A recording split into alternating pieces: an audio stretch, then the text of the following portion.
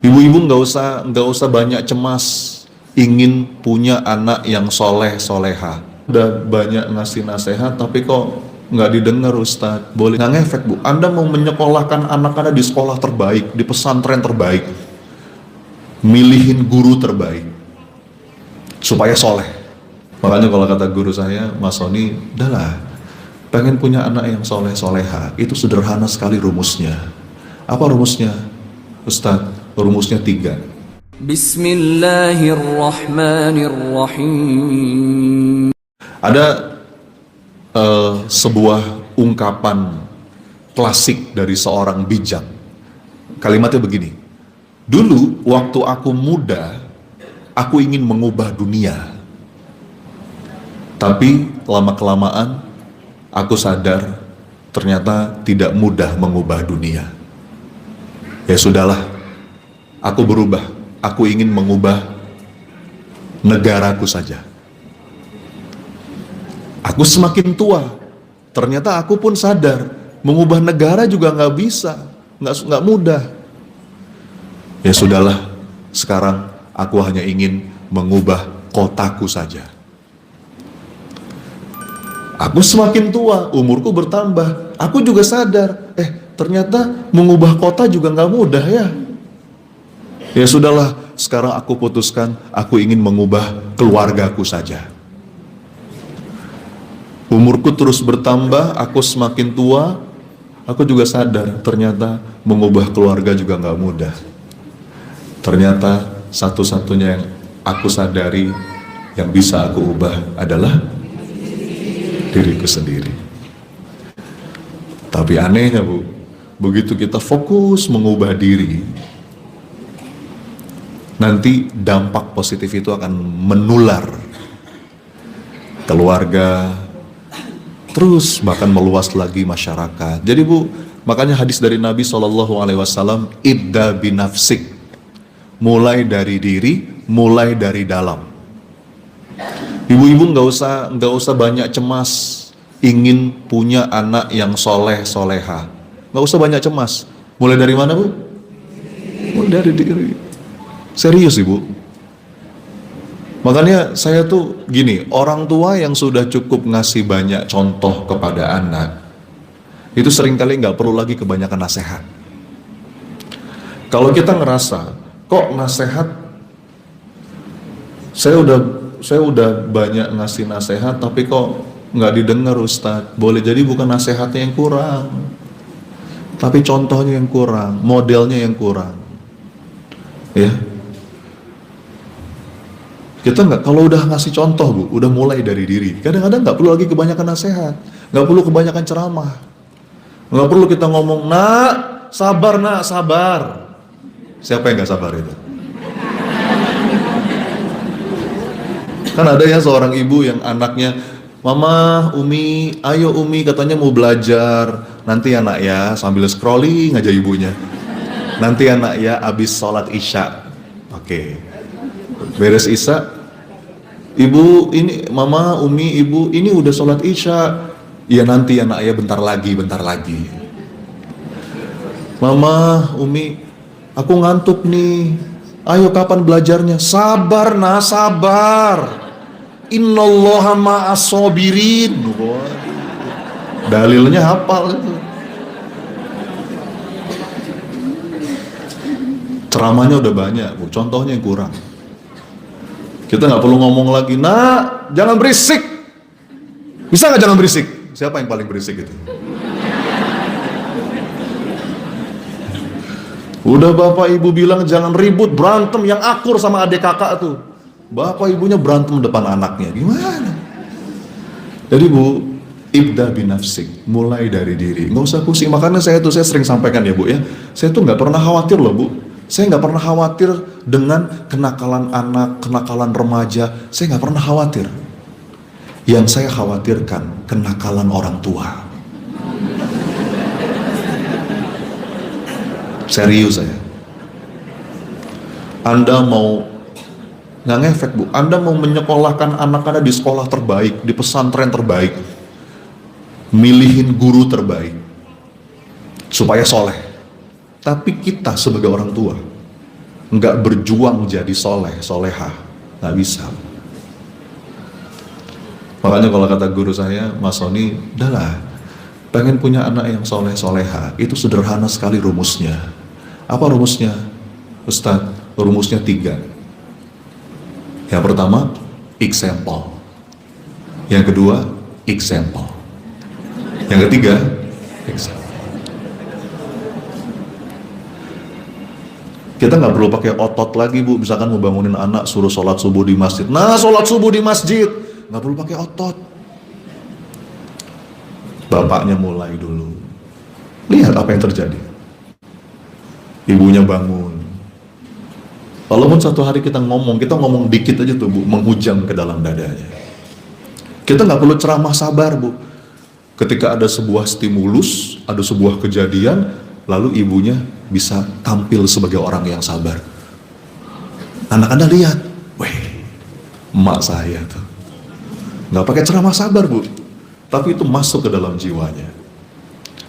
Jadi, mulai dari diri, ibda binafsi, mulai dari dalam. Nanti yang di luar tuh ikut. Kalau kita sibuk sama yang di luar, yang dalam nggak kita perbaiki, itu topeng. Topeng, mungkin 1-2 kali orang bisa tertipu, tapi lama-lama orang tahu aslinya. Ya, memulihkan batin, kenapa penting? Karena segala sesuatu dimulai dari dalam. Kalau batin kita penuh luka, kalau batin kita penuh kesedihan, penuh kekecewaan, penuh galau, resah, itu ngefek juga ke banyak hal. Ya. Makanya kalau kita pengen punya anak yang bahagia, ibunya dulu mesti bahagia, betul? Ada tuh kaidahnya begini, ada dari seorang pakar parenting, dia mengatakan, if you want your children to be happy, you go first. You go first. Coba diulang. Nah, apa artinya? Dilarang buang sampah sembarangan. Ibda binafsik kalau kata Nabi. Mulai aja dulu, Bu. Jadi nggak bisa begini, Bu. Kadang-kadang suka ada orang tua begini. Alah Ustadz, saya mah yang penting anak-anak saya bahagia. Saya menderita nggak apa-apa. Nggak bisa, Ibu nggak bisa.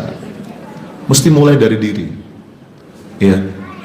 Kadang-kadang, makanya Ibu kalau naik pesawat, Ibu pernah naik pesawat ya? Kalau kita mau naik pesawat, setiap kali mau take off, itu pasti ada safety demo dari pramugarinya, betul ya? Di antara safety demonya apa? Para penumpang sekalian, kalau terjadi keadaan darurat, kemudian selang oksigen itu turun, pastikan pakai siapa dulu, Bu? Pakai dulu buat diri sendiri sebelum menyelamatkan orang lain atau menyelamatkan anak bagi yang bawa anak. Diri sendiri dulu pakai. Ya, karena kecenderungan orang tua itu memang pengennya ngedahuluin anak, betul, Bu? Tapi itu bisa fatal. Itu bisa fatal. Kenapa? Karena kalau dia ngedahuluin anak, terus dia nggak selamat, anaknya bisa ikutan nggak selamat. Tapi kalau dia pakai dulu buat dirinya sendiri, nanti dia bisa nolong yang lain. Jadi kebahagiaan, kelapangan itu dimulai dari diri, Bu. Ya, kalau diri kita penuh dengan emosi positif, penuh dengan kedamaian, nanti aura itu menular. Apalagi seorang ibu, peran seorang ibu itu sangat vital di rumah. Ya, makanya Rasulullah itu ketika baru dapat wahyu itu, Bu, di Gua Hira, ya, menggigil, ya, bergetar, pulang ke rumah, yang dicari siapa? Istrinya, Ibunda Khadijah. Selimuti aku, tenangkan aku. Jadi peran seorang ibu itu menjadi penenang, penentram jiwa buat suami, buat anak. Kalau ibunya rudet, ruwet semuanya, Bu. Kalau pulang ke rumah, ibu bisa jadi tempat yang nyaman buat suami, buat anak. Nah, itu tuh nggak bisa dilakukan sebelum memang mulai dari diri kitanya dulu nih, harus berupaya untuk menemukan kedamaian batin. Kalaupun kita pernah terluka, kita bisa membasuh luka itu. Kalaupun kita pernah jatuh, kita bisa bangkit lagi. Nih, Bu, yang namanya kesulitan, masalah, krisis itu pasti kita alami. Kenapa sih kita perlu memulihkan batin? Karena Namanya proses hidup, Bu. Ada masanya kita jatuh, betul ya? Ada masanya kita kehilangan sesuatu, kita sedih. Itu sebuah kewajaran. Life is never flat. Wah, coba diulang apa? Nah, kita banyak belajar bahasa Inggris nih ya. Apa itu? Itu bukan iklan Citato ya, Bu ya. Apa life is never flat? Hidup itu nggak mungkin lurus-lurus aja. Betul, Bu? Jalan yang ada nasihat dari seorang ulama itu dalam banget buat saya. Dia bilang begini, jalan yang lurus itu bukan jalan yang mulus. Bu, kalau kita menempuh jalan yang lurus, itu nggak mungkin mulus. Ya Anda lihat aja contohnya jalan para nabi, jalan para ulama. Nggak mungkin. Kalau kita ngerasa kita ada di jalan yang lurus, tapi kok enak-enak aja, jangan-jangan salah jalan. Goncangan, hantaman, badai, namanya hidup, Bu. Apalagi orang beriman. Kata Nabi SAW, orang-orang beriman itu akan terus diuji dengan sesuatu yang enak, yang gak enak. Ya. Lalu sampai kapan ya Rasulullah? Kata para sahabat, jawaban Nabi itu, hatta yalqallaha wa laisa alaihi dzambun, sampai nanti dia kembali kepada Allah nggak bawa dosa sedikit pun. Itu indah banget, Bu. Jadi jangan heran, kata penulis kitab Al-Hikam, la tastaghrib wuqu'al aqdar. Kamu jangan heran kalau dalam hidup menemui kesulitan-kesulitan. Kenapa? Karena itulah watak asli dari kehidupan dunia. Kalau dalam Quran, am hasibtum an tadkhulul jannah walamma ya'tikum mathalul ladzina khalau min qablikum. Apakah kamu mengira kamu akan masuk surga begitu saja, padahal kamu belum diuji, belum merasakan apa yang dirasakan orang-orang sebelum kamu? Nah, massathumul ba'sa wad-dharra wazulzilu. Ibu tahu zulzilu itu apa? Zilzal, zalzalah, apa, Bu? Goncangan. Kalau bahasa pesawat itu turbulence. Jadi, Bu, ini saya bukan nakut-nakutin, ini memang sebuah keniscayaan. Yang namanya hidup itu kita akan mengalami goncangan-goncangan, Bu. Ini kan dari depan wajah-wajah tergoncang semua ini, saya tahu ya. Kalau ada yang bilang, enggak Ustadz, hidup saya enak-enak aja, enggak ada tuh goncangan, pesan saya, tunggu tanggal mainnya. Enggak mungkin, Bu. Judul kita mungkin beda-beda. Ada yang goncangannya itu mungkin urusan uang, ketipu sama orang, bisnisnya bangkrut, kejebak utang. Ada yang di situ. Ada yang keuangan baik-baik saja, diuji sakit, kehilangan sesuatu, kehilangan seseorang. Ada yang ujiannya rumah tangga. Kita tuh punya judulnya masing-masing, Bu. Betul? Jadi jangan suka kegeeran. Kegeeran tuh gimana, Ustadz? Kadang-kadang orang tuh kalau lagi punya masalah, itu suka merasa si paling menderita sedunia. Saya tuh udah sering dengar curhat, Bu. Kalau lagi cerita tuh udah kayaknya paling malang sedunia. Kayaknya nggak ada yang lebih menderita dibandingkan saya, Ustaz. Anda kegeeran. Terus nunjuk orang lagi, enaknya jadi dia, Ustaz, coba saya kayak dia. Bu, dia yang Anda tunjuk itu juga sama, lagi struggle dengan masalahnya, betul? Rumput tetangga memang lebih hijau. Kalau kata orang Jawa, sawang sinawang. Nggak, Bu, kita punya judulnya masing-masing. Ya. Walaupun ada pepatah yang mengatakan badai pasti berlalu. Aduh, betul nggak kalimat itu? Betul nggak? Badai pasti berlalu, betul nggak? Betul kalimatnya, tapi kurang lengkap. Gimana lengkapnya, Ustaz? Betul, badai pasti berlalu, tapi selama kita masih hidup, begitu satu badai berlalu, nanti ada yang lain. Wajah-wajah pengalaman semua, kan? Biasa aja, Bu. Itu memang fitrahnya. Watak asli kehidupan dunia itu begitu. Masalah itu berlapis-lapis dan gak pernah habis. Nah, ada 3 kelompok manusia ketika ngalamin kesulitan, ngalamin masalah yang mungkin itu membuat batinnya itu sempit, dadanya itu sempit. Kelompok pertama, setelah mengalami peristiwa yang berat, mengalami apapun lah ya, ketidaknyamanan dalam hidup, kehilangan, mungkin pernah ada masanya dikecewakan, itu dia jatuh dan dia nggak bisa bangkit lagi. Ya. Itu kelompok pertama, disebut dengan PTSD, Post Traumatic Stress Disorder. Itu lagi ngetren sekarang tuh. Jadi orang yang habis kena goncangan terus dia stres, dia jatuh dan dia nggak bisa bangkit lagi. Biasanya lagu favoritnya, aku terjatuh dan tak bisa. Hati-hati ya Bu ya. Kalau lagi mengalami satu keadaan, itu hati-hati dengan apa yang kita masukkan ke dalam pikiran, apa yang kita dengar, apa yang kita lihat. Kalau dalam gini Bu, kalau ini kaidah penting ya. Kita tuh bisa loh, yang namanya self healing. Sebetulnya self healing itu sederhana. Kaidahnya sama kayak tubuh. Ada dalam dunia kedokteran, dunia medis, ada istilah begini, your food is your medicine. Coba diulang, apa? Apa artinya? Makanan yang kita makan itu sebetulnya obat. Jadi kalau kita misalnya Ibu, kita lagi sakit fisik nih, itu sebetulnya kalau pengen sembuh, pengen pulih, itu perhatikan apa yang kita makan, betul ya? Misalnya ada orang yang sakit apa? Ya asam urat. Ibu mesti perhatikan apa yang kita makan gitu ya.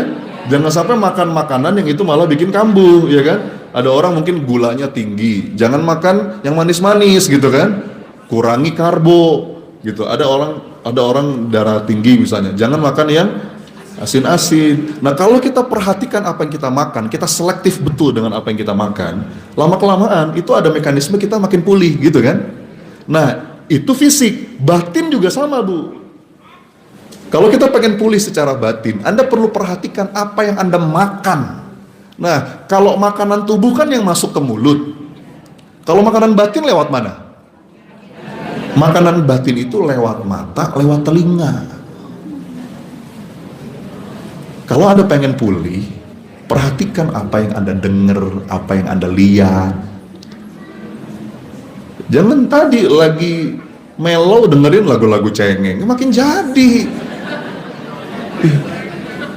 Mendingan dengerin murotal, tilawah, nasyid-nasyid yang menyemangati, itu berpengaruh. Ya, kita perlu selektif. Nah itu kelompok pertama tuh, abis dia ngalamin jatuh, masalah, dia stres.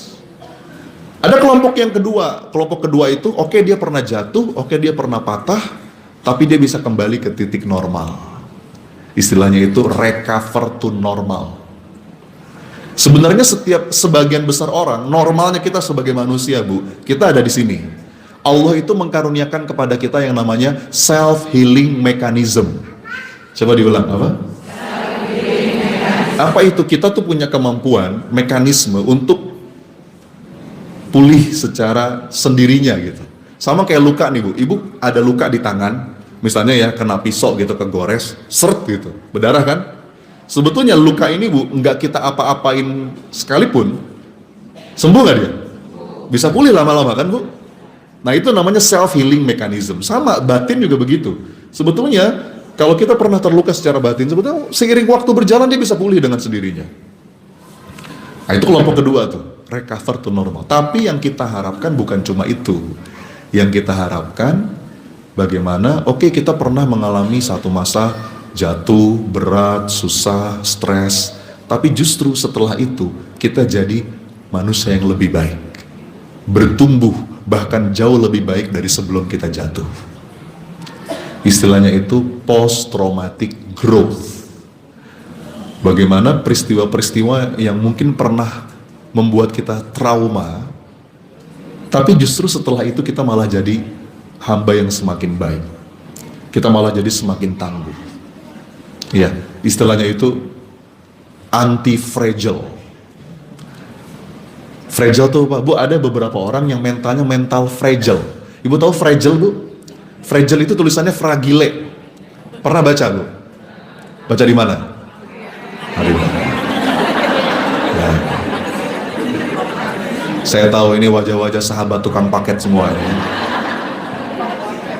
Fragile tuh apa Bu? Fragile mudah pecah. Ada beberapa di antara kita yang mentalnya mental fragile. Mental fragile itu apa? Dapat tekanan sedikit, pecah. Dapat tekanan sedikit, stres. Dapat tekanan sedikit, resign. baper, dikit-dikit tersinggung.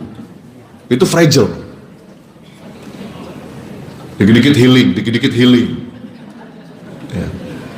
Itu namanya mental fragile. Enggak, mestinya orang beriman itu dia anti fragile. Anti fragile itu apa? Dapat tekanan itu justru malah bikin dia semakin kuat. Ya, liyazdadu imanan ma'a imanihim.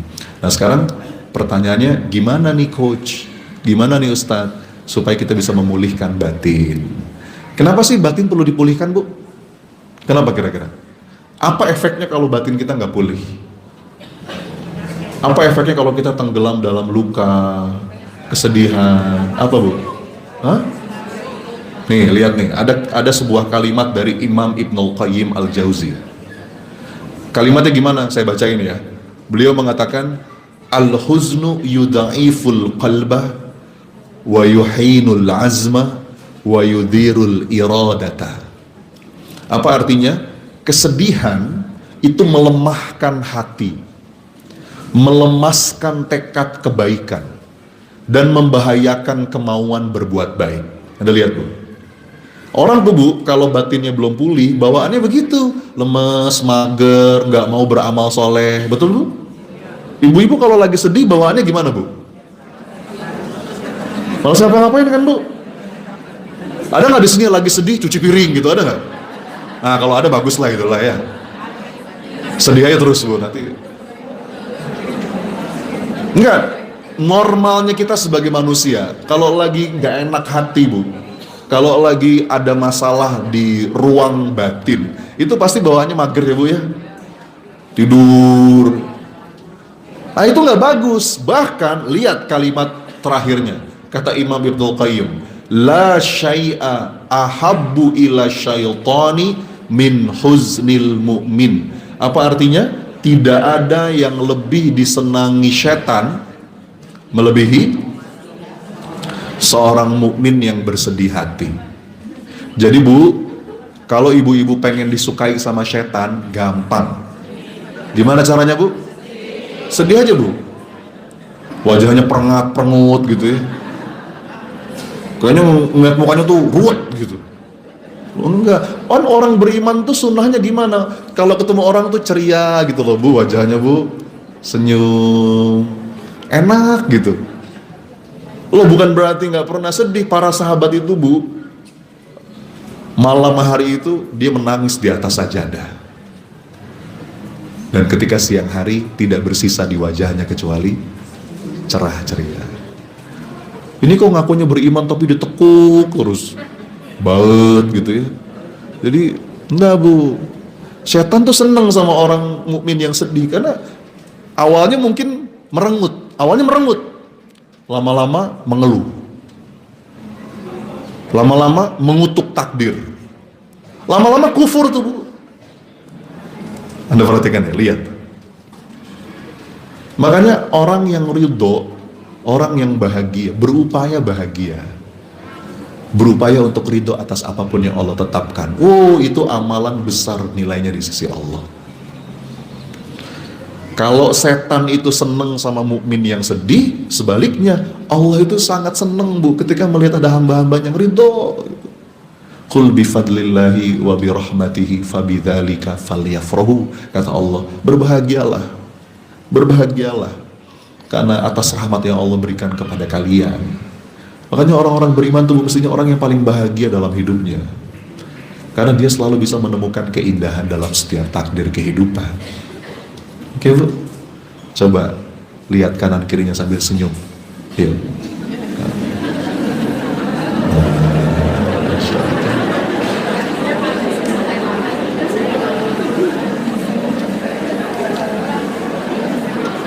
Dan tadi yang saya bilang, kebahagiaan itu menular, suasana batin itu menular.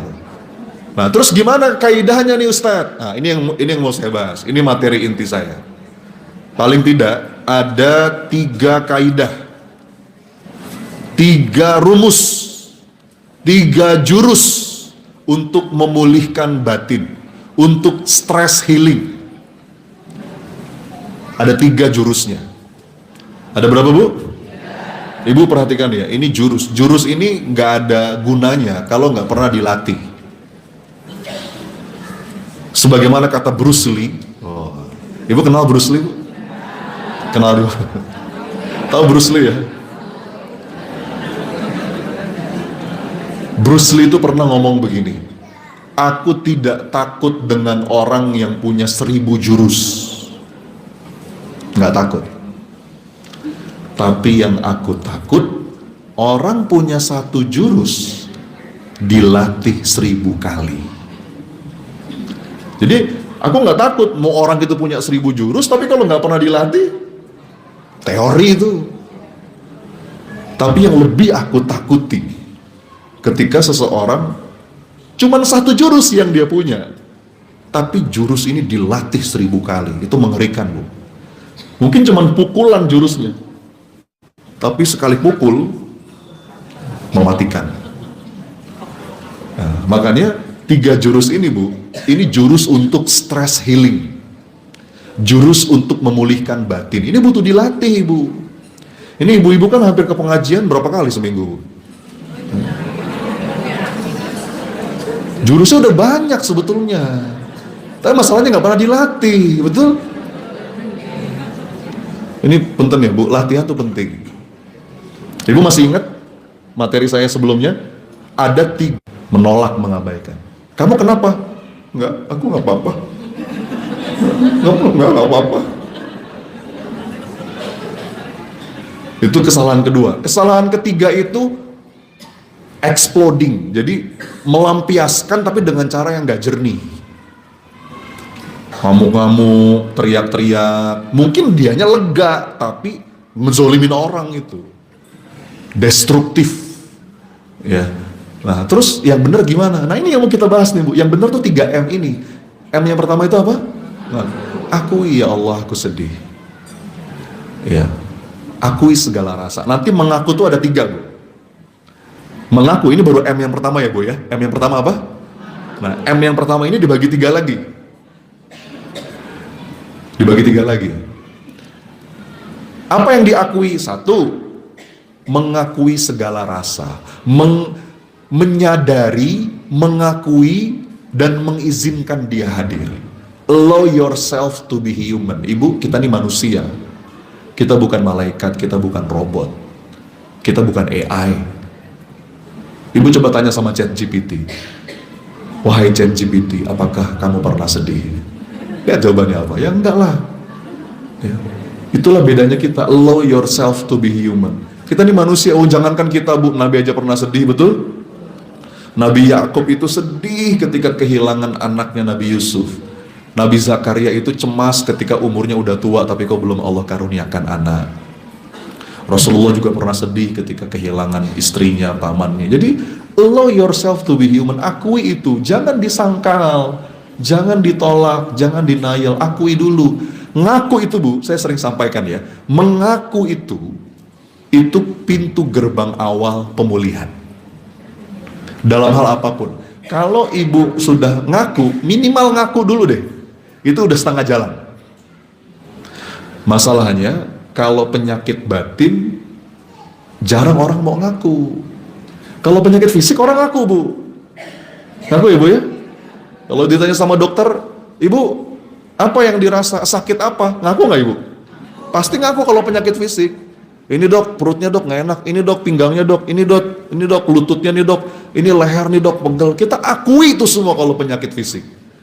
Tapi kalau penyakit batin, penyakit hati, sedikit orang mau ngaku. Yang ada malah denial. Kamu sombong ya? Enak aja saya sombong. Kamu riya? Enggak, saya nggak riya. Kecenderungan orang itu, kalau urusannya di dalam diri itu jarang yang mau ngaku. Makanya kalau ada orang mau mengaku, itu udah dikit lagi sembuh. Suatu hari ada seorang bapak curhat sama saya begini, Ustadz, saya tuh hati saya kotor, Ustadz. Saya tuh masih suka memandang orang tuh remeh. Saya tuh masih haus pujian, Ustadz. Saya tuh masih mencari-cari pengakuan dari manusia. Dia, Bu, udah ngomong gitu aja, itu dikit lagi pulih itu. Itu udah setengah jalan menuju pertobatan.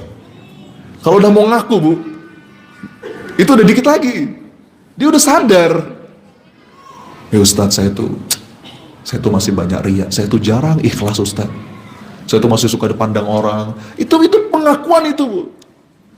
Kalau sudah orang sampai titik ngaku, dikit lagi. Tapi kalau orang masih nggak mau ngaku, dosa saya apa?